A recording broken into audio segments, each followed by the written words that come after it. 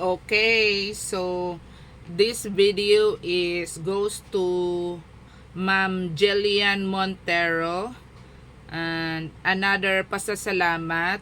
Ito, amazed ako dito sa kanya. Siguro matagal na to siyang naka-follow sa akin kasi the moment na nag-inquire siya that day, so that day nag-inquire siya sa akin. Nakalimutan ko kung anong day siya, mga kailan lang, last week lang to nag-message siya sa akin. So nag-ano siya sa akin, tanong siya, "Hello ma'am, good morning po. Magkano po ang ticket Manila to Davao, ma'am?" So binigay ko sa kanya yung sabi ko, mga anong date kaya? Sabi niya, October 21 po, Manila Davao na ticket. So binigay ko yung price. And then sabi niya, "Ma'am, baka mayroon pong mas mura pa." Bago daw mag October 24 kasi since parang plano niya doon siya mag birthday sa kanila sa October 24. So, kaya baka may mas mura po. So, binigay ko yung mga prices sa kanya. And so far, ang nagustuhan niya lang is October 17. That was 2,201. So, sabi niya, "Yan na lang, ma'am." Sabi ko naman sa kanya, "Gabi yan, ma'am, ha? Hindi yan umaga kasi yung flight na yon, that is 7:15 p.m. yung mura." Sabi niya sa akin, "Okay na yan, ma'am. 2,201 lang po bababayaran ko, ma'am." Sabi ko, so I give her yung pipil upan niya para ibigay niya sa akin. Tapos directly, yun, nag-send siya sa akin ng information niya. And then,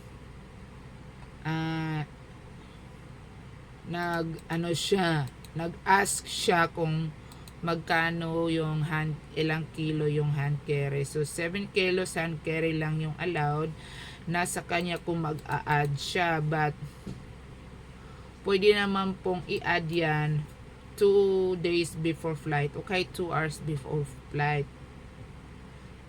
So tanong niya sa akin, yung maliit daw na maleta na ganyan, is it possible ba daw i-hand carry? Yes po. Yung pinakamaliit po na maleta, pwede po yun i-hand carry. Wag lang siyang lalampas ng 7 kilos. No. So tanong niya, pwede ba daw mag-add? Sabi ko, may kamahalan siya. So, pwede ba raw 10 kilos? Sa airline na pinili niya, anong airline to? Cebu Pacific, sorry to inform, pero walang 10 kilos sa airline. Ang mayroon 10 kilos lang is Philippine Airline lang, but AirAsia Cebu Pacific wala po silang 10 kilos. Sabi ko, wala po. 678 po yung 20 kilos. Sabi ko sa kanya, tanong niya sa akin. So nag-decide siya, wag na lang po, ha. Hand carry ko na lang po. Okay. So, sinend na niya sa akin agad through GCash. As always, yung mga client ko, through GCash yung payment nila.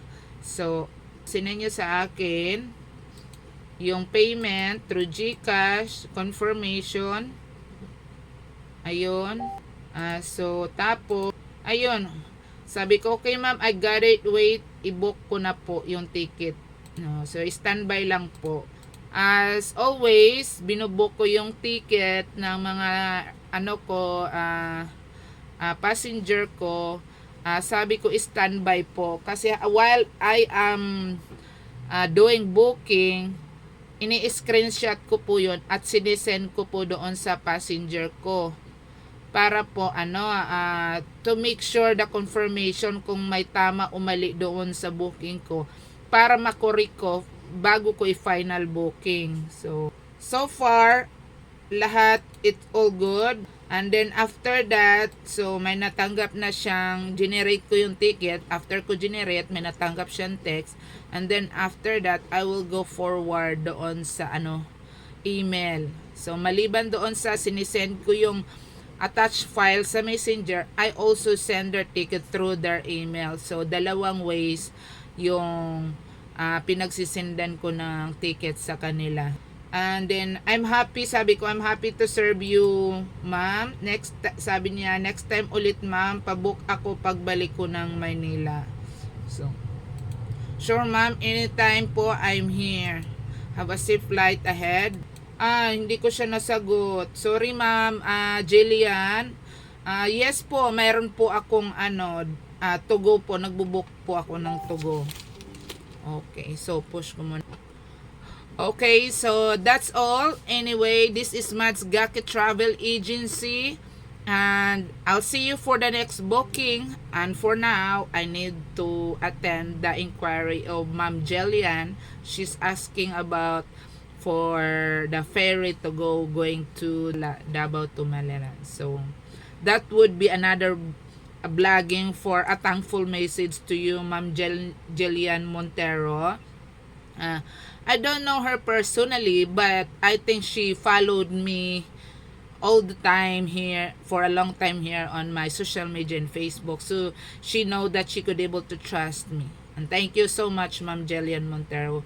Hope to see you soon. Thank you. Bye.